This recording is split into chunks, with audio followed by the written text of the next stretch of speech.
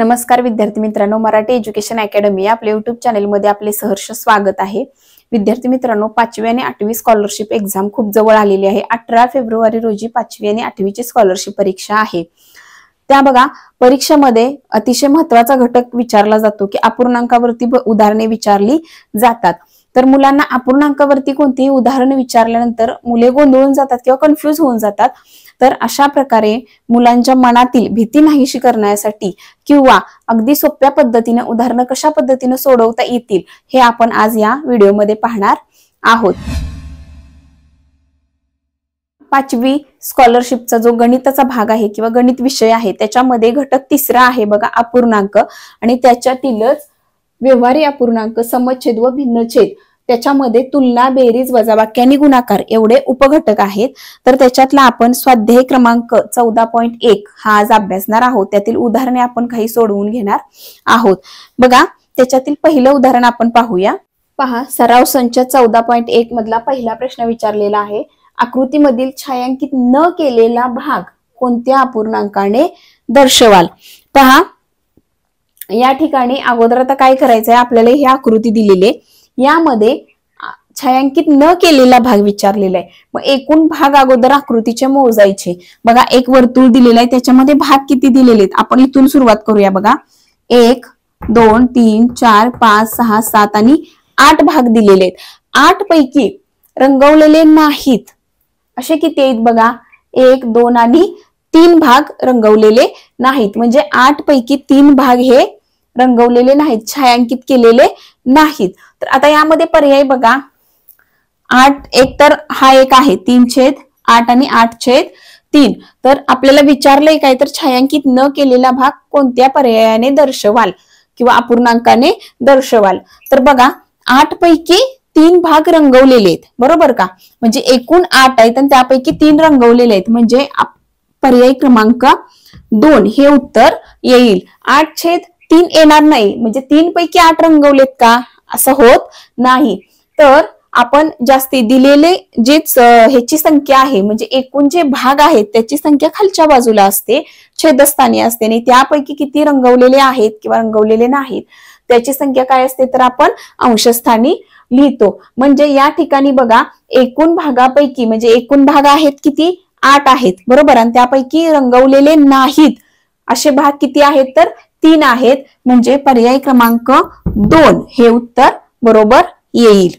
प्रश्न क्रमांक 2 दिलेला आहे बघा, 8/9 पेक्षा रिकामी जागा छेद 11 असं या विधानातील रिकाम्या चौकटीत पुढील पैकी कोणता अंक लिहाल, अशा पद्धतीचा प्रश्न विचारलेला आहे। हा प्रश्न कशा पद्धतीने सोडवायचा बघा, आता अशा पद्धतीने जर दिलेला असेल, आता ह्यामध्ये काय करायचंय, तर अपूर्णांकामधील लहान मोठेपणा बघायचंय। तर आता लहान मोठेपणा बघत असताना काय करायचं, तिरकस गुणाकार करायचा। एक लक्षात ठेवायचं, प्रत्येक पर्याय याच्यामधला घ्यायचा आणि तिरकस गुणाकार करून बघायचं। तिरकस गुणाकार करून बघितल्यानंतर आपल्या उत्तर बरोबर लक्षात येतंय। आता या ठिकाणी बघा, अगोदर आपल्याला दिलेला आहे की काय आहे, तर हा अपूर्णांक मोठा आहे, तर जी संख्या येईल ते काय असणार आहे, तर हा अपूर्णांक मोठा असणार आहे। आता बघा, या दोन्हींचा काय करायचं, तिरकस गुणाकार करायचा।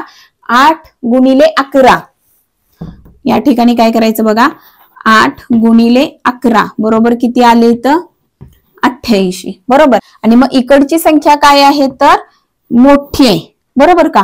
मग आता 9 गुणिले, इथं कोणती संख्या, पर्यायापैकी सगळ्या संख्या घेऊन बघायच्या। पहिला पर्याय काय दिलेला आहे, 7, बरोबर का, म्हणजे 9 गुणिले 7, 9 7 63, 63 ही संख्या मोठी येते का, नाही येत, 88 पेक्षा मोठी संख्या आली पाहिजे या ठिकाणी। 88 पेक्षा काय झालं पाहिजे, तर मोठी संख्या आली पाहिजे। आता पुढची संख्या घ्यायची 10, बरोबर, हा तर तिरकस गुणाकार आपण एकदा करून ठेवलेला आहे, बरोबर, सारखं सारखं करायची काही गरज नाही। आता 9 गुणिले 10, 9 10 90, 88 पेक्षा मोठी संख्या आली का, तर आली। आता अजून दुसरे पर्याय आहेत आपल्याकडं, त्यामुळं काय करायचं, पर्याय घेऊन बघायचे। आता हे तर एक आपलं झालेलं आहे, बरोबर का। आता 88 पेक्षा इथं घेऊन बघायचं, पर्याय क्रमांक 3 घेऊन बघायचं। 9 गुणिले 9, 9 9 81, 88 पेक्षा ही लहानच आली संख्या। आता पुढची संख्या 8 राहिले, बरोबर का। आता शेवटचा पर्याय आपला राहिलेला आहे की या ठिकाणी काय करायचं, 8 घेऊन बघायचं, 9 आणि 8चा गुणाकार बघायचा. 9 8 72 म्हणजे 88 पेक्षा 72 सुद्धा काय झालं तर लहान झालं. म्हणजे या ठिकाणी पर्याय क्रमांक 2 जर या ठिकाणी इथं 10 जर घेतले तर 9 10 90 म्हणजे 88 पेक्षा 90 हे काय आहे तर मोठे आहे.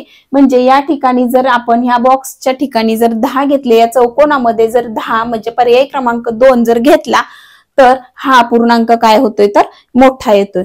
बघा लक्षात आलं का? अशा पद्धतीने तुम्ही अशा प्रकारचं उदाहरण सोडवू शकता की जर अशी रिकामी जागा आली, अंशस्थानी असो किंवा छेदस्थानी असो, जर पेक्षा लहान पेक्षा मोठं चिन्ह बघायचं कोणत्या बाजूला आहे आणि त्याच्यापेक्षा काय करायचं तिरकस गुणाकार करायचा आणि संख्या काय केली पाहिजे तर मोठी आली पाहिजे. ज्या बाजूला चिन्ह आहे तर लहान आली पाहिजे किंवा मग मोठी, किंवा जर इज इक्वल टू बरोबर चिन्ह असेल तर काय झालं पाहिजे समान संख्या आली पाहिजे. जर असा लहान मोठेपणा ठरवायचा असेल तर एकच गोष्ट लक्षात ठेवायची, काय करायचं तर तिरकस गुणाकार करायचा. प्रश्न क्रमांक 3 पहा. पुढीलपैकी कोणती आकृती 12/60 या अपूर्णांकाचा सममूल्य अपूर्णांक दर्शवते? बघा सममूल्य म्हणजे तर समान अपूर्णांक दर्शवते. आता बघा या ठिकाणी बघा, समजा आता इथं काय समजायचं आहे बघा, तुम्हाला इथं आकृती दिलीत बरोबर का, म्हणजे इथं एक भाग रंगवलेला आहे, इथं सुद्धा एक भाग रंगवलेला आहे, पण इथं 4 पैकी 1 भाग रंगवलेला आहे, या ठिकाणी 5 पैकी 1 रंगवलेला आहे. बघा या ठिकाणी 8 पैकी 2 भाग रंगवलेले आहेत आणि इथं 8 पैकी 3 भाग रंगवलेले आहेत. म्हणजे तर सममूल्य आपल्याला अपूर्णांक दर्शवायचंय. तर आता काय करायचं बघा, 12/60 असं दिलेलं आहे. तर म्हणजे या ठिकाणी काय करायचं बघा, 12 गुणिले 4 ह्याचे भाग किती केलेले आहेत, एका वर्तुळाचे भाग किती केलेले आहेत तर 4 केलेले आहेत. म्हणून 12 गुणिले 4 12 चौक 48. पण इथं आपल्याला पाहिजे काय 12/60 असं येईल, हे उत्तर पाहिजे आहे. आता या ठिकाणी बघा किती भाग केलेत बघा, एका वर्तुळाचे भाग किती केलेत तर 1 2 3 4 आणि 5 म्हणजे 12 गुणिले 5 बरोबर 12×5 60. आता या ठिकाणी पहा 3 नंबरला काय केलेलं आहे बघा, किती भाग केलेत बघा, आपण इथून सुरुवात करूया. 1 2 3 4 5 6 7 आणि 8 म्हणजे 12 गुणिले 8 बरोबर. त्यानंतर 12 किती झाले 96. आणि ह्या आकृतीमध्ये सुद्धा बघा किती भाग आहेत तर ह्याचे 8 भाग आहेत. म्हणजे 12 गुणिले 8 12 96. म्हणजे आता यामध्ये बघा 12/60 म्हणजे उत्तर आपल्याला पाहिजे, म्हणजे 60 उत्तर येईल. 12×5 60 असं झालेलं आहे. म्हणजे पर्याय क्रमांक 2 हे याचं उत्तर येणार आहे. बघा प्रश्न तुमच्या लक्षात आला असेल. याला सममूल्य पाहिजे, म्हणजे 12/60 हे अपूर्णांकामध्ये दिलेलं आहे, पण ह्याला सममूल्य आता कोणतं आहे, इथं बघितलं तर 12 चौक 48 आहे बरोबर. या ठिकाणी बघितलं तर 12 96, या ठिकाणी 12 96, फक्त 12×5 60 म्हणजे हे फक्त पर्याय क्रमांक 2 हा काय आहे तर या अपूर्णांकाशी सममूल्य अपूर्णांक आहे. प्रश्न क्रमांक 4 बघा, 4/7 7/4 2/28 5/14 यापैकी सर्वात लहान अपूर्णांक कोणता? मग अशी बघा सांगितल्याप्रमाणे की जर अंश समान असतील तर ज्याचा छेद लहान तो अपूर्णांक सर्वात मोठा असतो, आणि जर छेद समान असतील तर लहान अपूर्णांक लहान, मोठा अपूर्णांक मोठा असतो. ह्या 2 महत्वाच्या गोष्टी लक्षात ठेवायच्या. पहा मी पुन्हा एकदा सांगते, जर अंश समान असल्यास ज्या अपूर्णांकाचा छेद सर्वात लहान तो अपूर्णांक मोठा, पण जर छेद समान असतील तर लहान अपूर्णांक लहान आणि मोठा अपूर्णांक मोठा. ही गोष्ट नेहमी लक्षात ठेवायची, नोट डाऊन करून घ्यायचे, कारण ह्या गोष्टी जर तुमच्या लक्षात राहिला तर तुमचा कोणताही प्रश्न चुकणार नाही. पहा आता हा प्रश्न कशा पद्धतीने सोडवायचा ते आपण पाहू. बघा आपल्याला काय दिलेलं आहे तर हे अपूर्णांक दिलेले आहेत. तर आता यातला सर्वात लहान अपूर्णांक विचारलेला आहे बरोबर. पण या ठिकाणी असं झालेलं आहे की सर्वात लहान छेद ही समान नाही आणि अंश सुद्धा समान नाही. तर छेद आणि अंश समान करून घेता येतोय का ते अगोदर आपण पाहायचं. बघा या ठिकाणी जर हे उदाहरण कशा पद्धतीने सोडवायचं, आता छेद समान होतोय का ते अगोदर आपण पाहायचं.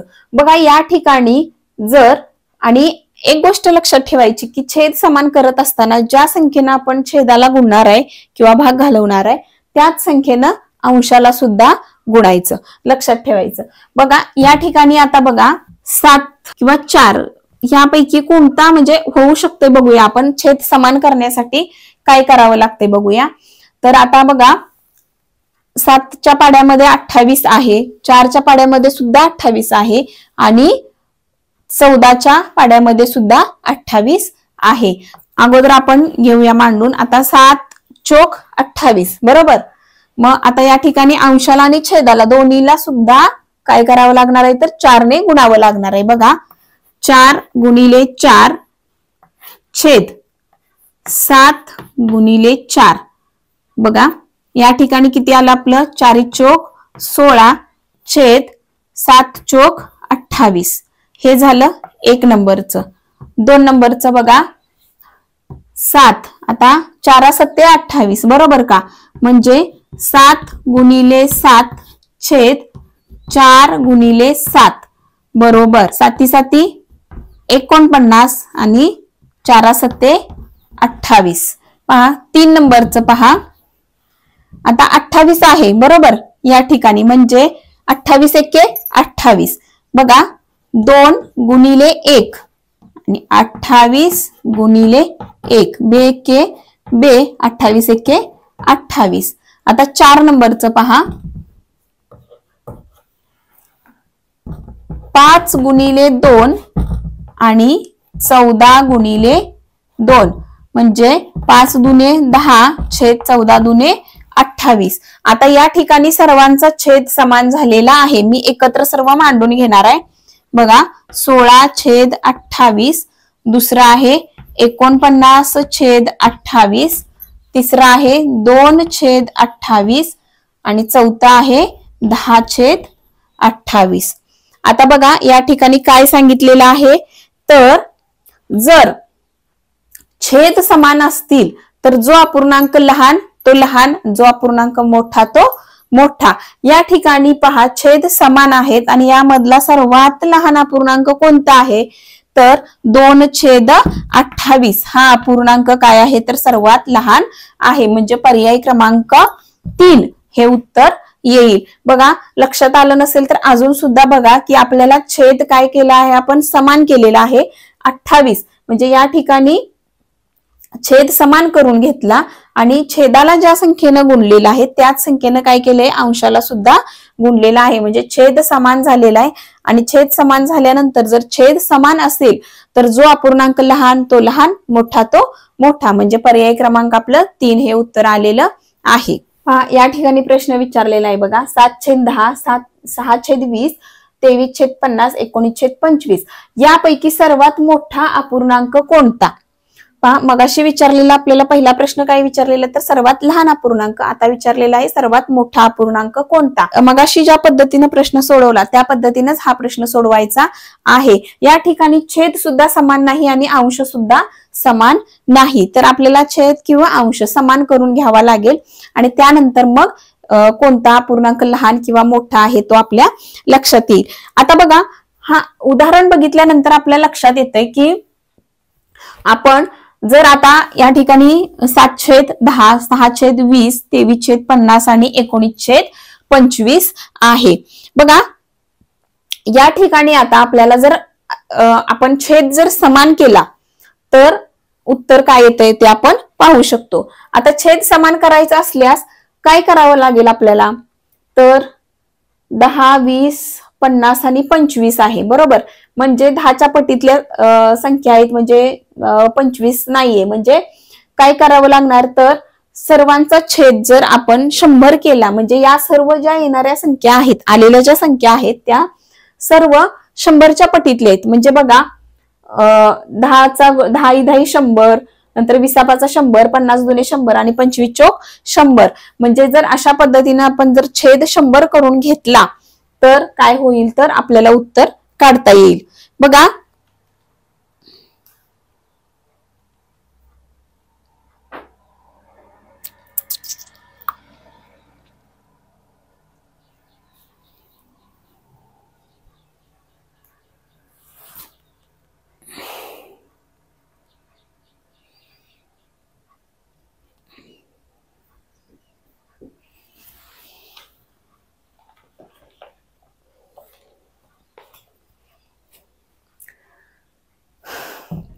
पहा आता या ठिकाणी काय करायचंय बघा, आपल्याला काय करायचंय तर सर्वांचा छेद हा समान करून घ्यायचा आहे. मग छेद समान करत असताना आपण छेदाला ज्या संख्येने गुणणार आहे त्याच संख्येने काय करायचं, अंशाला सुद्धा गुणायचं. बघा आता या ठिकाणी आपण घेतले 7/10 बरोबर. आता 10 गुणिले 10 केल्यानंतर 100 येते बरोबर का, म्हणजे 7 गुणिले सुद्धा 10 करावं लागणार बरोबर. म्हणजे 7×10 70 आणि 10×10 100. आता बघा 2 नंबरला काय आहे, 6/20 म्हणजे 20 100. 6 गुणिले 5 बरोबर 6×5 30 आणि 20 100. 2 नंबरला काय आहे तर 23/50. 50 गुणिले 2 आणि 23 गुणिले 2. 50 दुने 100 आणि 23 दुने 46. आणि त्याच्या पुढचं 4 नंबरचं आहे किती तर 19 आणि 25 गुणिले 4 म्हणजेच आणि 19 गुणिले 4. 25 गुणिले 4 आणि 19 गुणिले 4. 19 चोक 76 आणि 25 चोक 100. म्हणजे या ठिकाणी मी सर्व पर्याय मांडून घेणार आहे आता. 70/100. दुसरा आहे 30/100. तिसरं 46/100 आणि 76/100. यामध्ये सर्वात मोठा अपूर्णांक कोणता आलाय तर 76/100.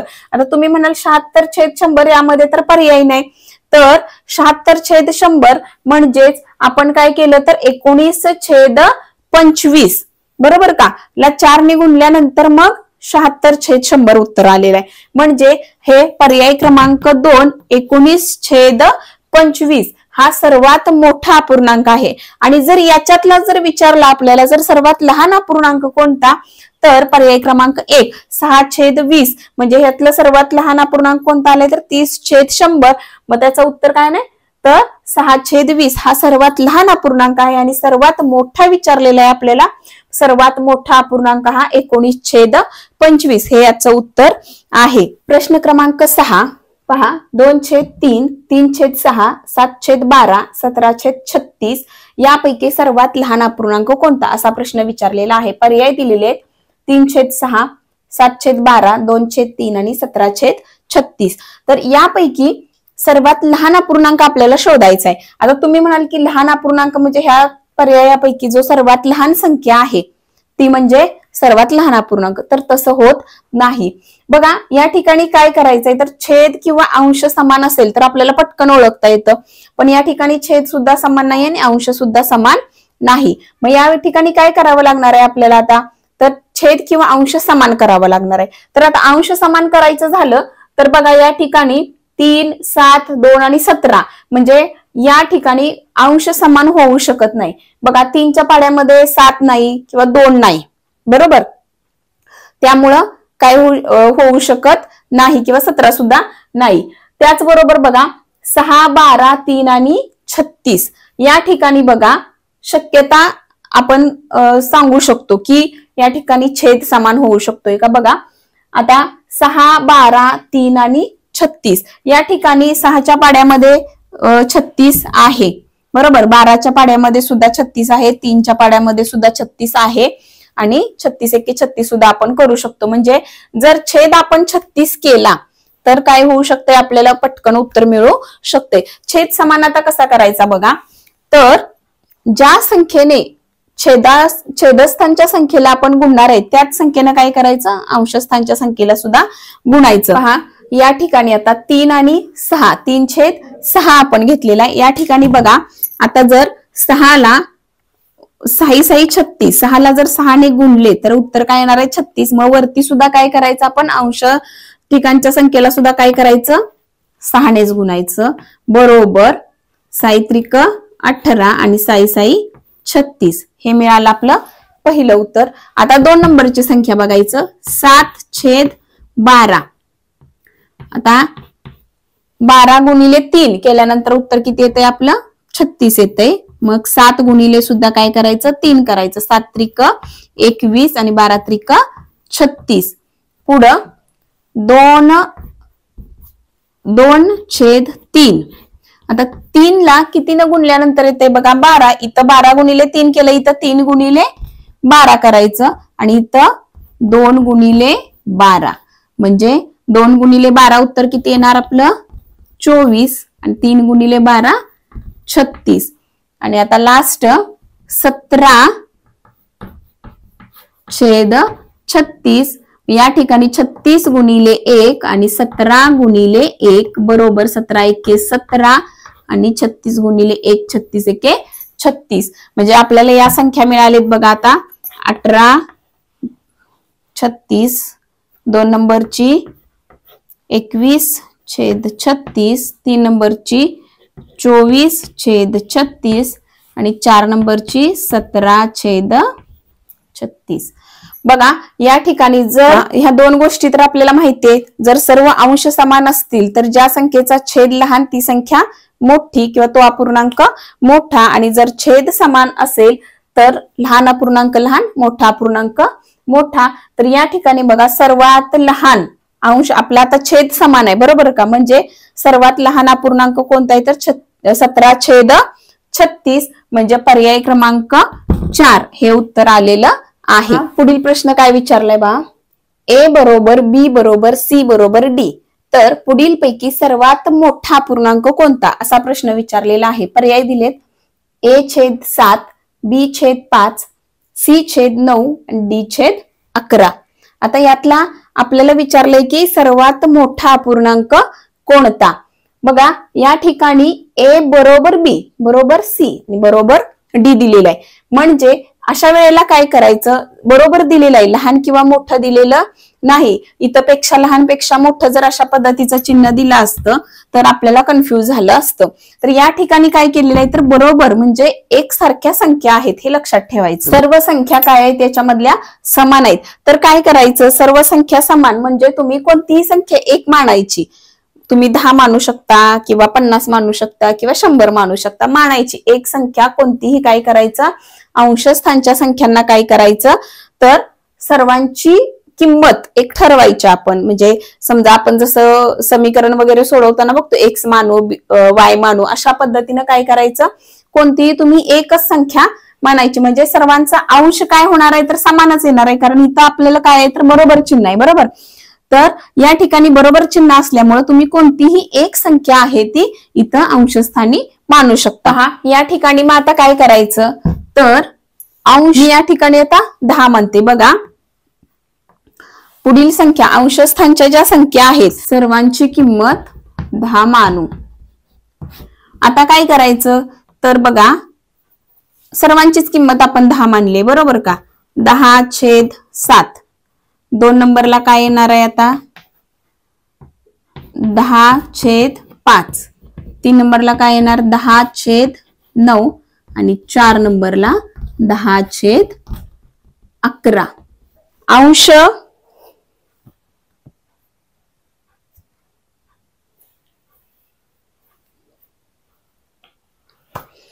जर अंश समान असेल तर ज्या अपूर्णांकाचा छेद लहान तो अपूर्णांक काय असतो मोठा असतो. ही वाक्य दोन तुम्ही तोंडपाठच करून ठेवा, कारण खूप महत्वाचे आहेत.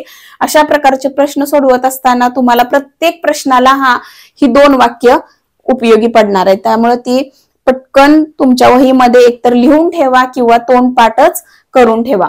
पहा आता या ठिकाणी अंश समान आहे, मग जर अंश समान असेल तर ज्या अपूर्णांकाचा छेद सर्वात लहान असेल तो अपूर्णांक काय असतो तर मोठा असतो. आता या ठिकाणी कोणता छेद लहान आहे तर पर्याय क्रमांक 2 10/5 हा अपूर्णांक काय असणार आहे सर्वात मोठा असणार आहे. पर्याय क्रमांक 2 या प्रश्नाचं उत्तर येते. पुढील प्रश्न पहा, पुढील अपूर्णांकाच्या जोडीतील चौकटीत पेक्षा लहान पेक्षा मोठे किंवा बरोबर यापैकी कोणती चिन्हे योग्य ठरतील. तुम्हाला चिन्हे दिलेली आहे तिथं, त्यापैकी कोणतं चिन्ह हे या 2 चौकटीमध्ये योग्य ठरेल हे विचारलेलं आहे. पर्याय दिलेले आहेत बघा या ठिकाणी. तर आता हा प्रश्न कशा पद्धतीने सोडवायचा पहा. जर लहान मोठेपणा ठरवायचा असेल तर अगोदर आपण एक उदाहरण पाहिलेलं आहे, तर तिरकस गुणाकार करायचा. बघा या ठिकाणी काय करायचं, अगोदर ह्या 2 संख्यांचा तुम्हाला 2 संख्या देऊ किंवा 3 संख्या देऊ नेहमी तिरकस गुणाकार करायचा. या ठिकाणी बघा 7 गुणिले 7 या दोन्हींचा अगोदर गुणाकार करायचा आणि किती झाले हे 7 7 49 आणि 13 गुणिले 13 बरोबर 169. बघा 7 गुणिले 7 7 7 49 आणि 13 गुणिले 13 किती झाले 169. म्हणजे या ठिकाणी काय करावं लागणार आता तर 7 7 49 आणि 13 गुणिले 13 169. म्हणजे या ठिकाणी कोणता अपूर्णांक हा मोठा आहे तर पहा या ठिकाणी आपण काय केलं तिरकस गुणाकार केला. तर या ठिकाणी आता कोणता अपूर्णांक तर आपण या 7 गुणिले 7 केला बरोबर का. पहिला ह्या अंशस्थानचा 1 7 आणि हा छेदस्थानचा 1 7 या दोन्हींचा गुणाकार तिरकस गुणाकार केला 49 उत्तर आलं. नंतर काय केलं आपण हे 13 आणि या 13चा गुणाकार केला 169 उत्तर आलं. म्हणजे कोणता अपूर्णांक मोठा आहे तर 13/7 हा अपूर्णांक काय आहे मोठा आहे. एक चिन्ह तर आपल्याला सापडलेलं आहे. आता दुसरं बघू. आता काय करावं लागणार आहे तर 13 गुणिले पहा 13 गुणिले 49 आणि दुसरं कोणतं करावं लागणार आहे 91 गुणिले 7 बरोबर या दोन्हींचा आपल्याला काय करावं लागणार आहे तर गुणाकार करावा लागणार आहे. पहा या ठिकाणी 13 गुणिले 49 उत्तर आपलं किती येतंय 637.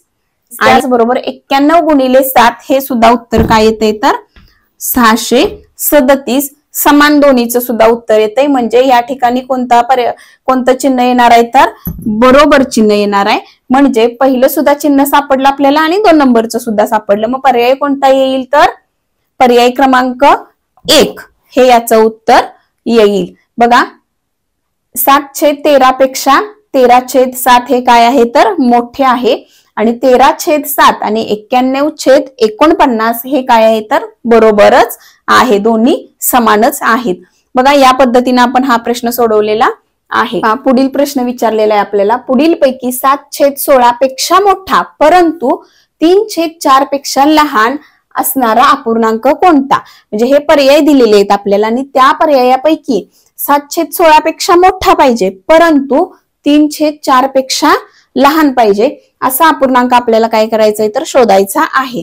आता अशा वेळेला काय करायचं पहा तर 7/16 पेक्षा मोठा म्हणजे काय करायचंय आता या ठिकाणी 7/16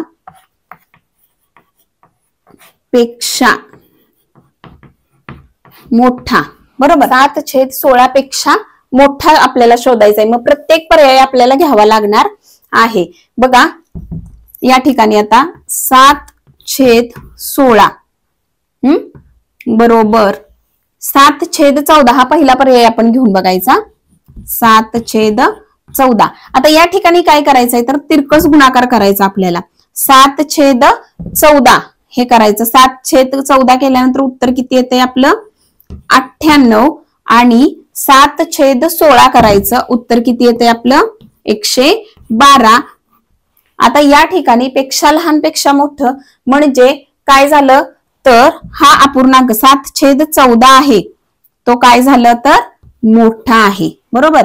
म्हणजे तिथं प्रश्न आपल्याला काय विचारलाय बघा 7/16 पेक्षा मोठा म्हणजे 7/16 पेक्षा मोठा कोणता आहे तर 7/14 हा अपूर्णांक काय आहे मोठा आहे. आता या ठिकाणी काय विचारले पहा 3/4 पेक्षा लहान असणारा अपूर्णांक कोणता. तर आता 3/4 पेक्षा लहान. आता 3/4 आपण पर्यायानेच बघत जायचं एक एक पर्याय बघत जायचं. 3/4 पेक्षा लहान म्हणजे काय इथे येणार 7/14 बघायचं लहान आहे की मोठा आहे. या ठिकाणी तिरकस गुणाकार केल्यानंतर बघा या ठिकाणी आता काय करायचंय तिरकस गुणाकार करायचा 3 गुणिले 14 उत्तर किती येणार आहे 14 त्रिक 42 आणि 7 चोक 28. म्हणजे या ठिकाणी कोणता अपूर्णांक लहान आला बघा, तर 7/14 हा काय आला, 3/4 पेक्षा लहान आहे. बरोबर. या ठिकाणी 42 पेक्षा 28 हे काय आहे तर लहान आहे. किंवा 28 पेक्षा 42 ही संख्या काय मोठी आहे. म्हणजे या ठिकाणी कोणता पर्याय क्रमांक 1 हे उत्तर येते. 7/14 हा 7/16 पेक्षा मोठा आहे आणि 3/4 पेक्षा 7/14 हा लहान आहे. बघा या पद्धतीनं तिरकस गुणाकार करून, समजा तुम्हाला आता हा पहिला पर्याय आपलं समजलं, उत्तर आलं म्हणून ठीक आहे. जर ह्या पर्यायामध्ये उत्तर नाही सापडलं तर 2 नंबरचा पर्याय घ्यायचा. स्कॉलरशिपच्या एक्झाम मध्ये एकच गोष्ट ही लक्षात ठेवायची की तुमची उत्तरं त्या पर्यायामध्येच असतात. फक्त जरासं टेक्निकली तुम्ही ती उत्तरं शोधण्याचा जर प्रयत्न केला तर तुम्हाला ते पटकन उत्तरं लक्षात येतात. पहा या ठिकाणी प्रश्न विचारलेला आहे. 35चा 1/7, 45चा 1/3, 99चा 1/9 आणि 24चा 1/8 यापैकी सर्वात मोठा किंवा यापैकी मोठा अपूर्णांक कोणता, असा प्रश्न विचारलेला आहे. तर एक गोष्ट लक्षात ठेवायची की चा, ची, चा जे काय असेल असं जर आलं असेल, चा किंवा चा जर उदाहरणामध्ये आलं तर काय करायचं, नेहमी गुणाकाराची क्रिया करायची. आता या ठिकाणी बघा 35चा 1/7 बरोबर, 35 गुणिले 1/7. 2 नंबरला काय दिलेलं आहे तर 45चा किती दिलेला 1/3, 45 गुणिले 1/3. पुढे किती दिलेला 99चा 1/9 म्हणजे 99 गुणिले 1/9 आणि लास्ट 24 गुणिले 1/8 हे मांडून घेतलं. परीक्षेमध्ये तुम्ही डीप मध्ये जरी मांडून घेतलं नाही तरी सुद्धा चालेल, कारण वेळ खूप कमी असतो. फक्त डायरेक्टली तुम्ही सोडवलं तिथं सोडवलं तरी चालतंय. फक्त मी तुम्हाला डीप मध्ये समजण्यासाठी हे सगळे काय केले तर उदाहरण खाली मांडून घेतलेले आहे. आता बघा 7 ने 5 ला भाग जातोय का, जातोय. 7 × 7, 7 × 5 = 35 बरोबर. त्याच्यानंतर बघा 3 × 3 आणि किती 15 × 3 = 45 म्हणजे 15 उत्तर येते. त्याच्यानंतर 99, 11 × 9 = 99. त्यानंतर 8 × 3 = 24, 8 × 3 = 24. म्हणजे या ठिकाणी आता उत्तर आपली काय येणार आहेत तर या ठिकाणी आलं 5, 15, 11 आणि 3. बघा 5, 15, 11 आणि 3.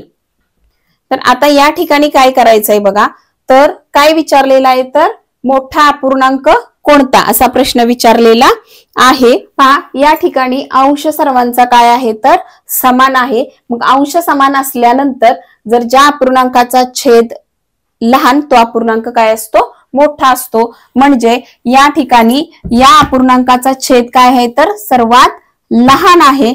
त्यामुळे हा अपूर्णांक काय असणार आहे मोठा. पर्याय क्रमांक 2 हे या प्रश्नाचं उत्तर आहे. पहा या स्वाध्यायामधला शेवटचा प्रश्न आहे, चुकीचा पर्याय शोधा. या ठिकाणी बघा आता आपल्याला एक वर्तुळ दिलंय, त्याचा रंगवलेले भाग दिलेत आणि सगळे पर्याय बघा 1/4, 1/4, 1/4 आणि 1/4. आता तुम्ही म्हणाल सगळेच 1/4 आहे, मग शोधायचं कसं. तर आता बघा या ठिकाणी बघा 1/4 म्हणजे पूर्ण वर्तुळ आहे, त्याचे भाग किती केलेले आहेत 4 भाग केलेले आहेत. आणि 4 भागापैकी रंगवलेले भाग किती आहेत तर 1 भाग रंगवलेला आहे. म्हणजे हा पर्याय काय आहे तर बरोबर आहे. आपल्याला शोधायचा आहे चुकीचा पर्याय. आता बघा 2 नंबर मध्ये बघा या ठिकाणी दिलेले आहेत किती तर वर्तुळाचे भाग आहेत किती बघा 1, 2, 3, 4, 5, 6, 7, 8 आहेत. 8 पैकी किती रंगवलेले आहेत तर 2 रंगवलेले आहेत. म्हणजे या ठिकाणी काय येणार बघा 8 पैकी भाग रंगवलेत किती 2 म्हणजे 2 के 2, 2 चोक 8 म्हणजे हा पर्याय सुद्धा काय आहे तर बरोबर आहे. इथं पूर्ण गोल 8 दिलेले आहेत आणि त्यातले रंगवलेत किती 2 म्हणजे 8 पैकी 2 रंगवलेत आणि भाग घालवल्यानंतर उत्तर किती येते मग 1/4 येते. आता या ठिकाणी बघा भाग दिलेले आहेत किती बघा 1, 2, 3, 4, 5, 6, 7, 8 भाग दिलेले. पहा या ठिकाणी भाग दिलेले आहेत 8 आणि रंगवलेत किती 4. 8 भाग दिलेले आहेत रंगवलेत 4 इथं 4 एक्के 4 आणि किती आहे ते 4 दुने 8 म्हणजे इथं 1/4 यायला पाहिजे. उत्तर किती येतं इथं 1/2 म्हणजे हा पर्याय क्रमांक काय आहे चुकीचा आहे. आता हा पर्याय बघूया आपण 1/4 इथं बघा दिलेत भाग किती बघा इथून सुरुवात करूया आपण 1 2 3 4 5 6 7 8 9 10 11 12 13 14 15 आणि 16 दिलेले. 16 पैकी रंगवलेत किती तर 4 रंगवलेत बरोबर. 4 एक्के 4 4 चोक 16 म्हणजे याचं उत्तर सुद्धा 1/4 येते. म्हणजे पर्याय क्रमांक 3 हा काय आहे तर चुकीचा आहे. चुकीचा पर्याय शोधायला आपल्याला सांगितलेला तर पर्याय क्रमांक 3 हा काय आहे तर चुकीचा आहे. आज आपण 5वी स्कॉलरशिप घटक तिसरा अपूर्णांक त्याच्यामध्ये व्यवहारी अपूर्णांक समछेद भिन्नछेद किंवा तुलना बेरीज वजाबाकी गुणाकार ह्या सर्व घटक अभ्यासलेले आहेत. त्याच्यातला महत्वाचा घटक स्वाध्याय क्रमांक 4.1 यामधील सर्व उदाहरणे मी सोडवून दिलेली आहेत. व्हिडिओ कसा वाटला नक्की कमेंट करून सांगा. अशाच नवनवीन व्हिडिओसाठी किंवा सोप्या पद्धतीनं गणित सोडवण्यासाठी आपल्या चॅनेलला अजून जर सबस्क्राईब केलं नसेल तर पटकन सबस्क्राईब करा. थँक्यू.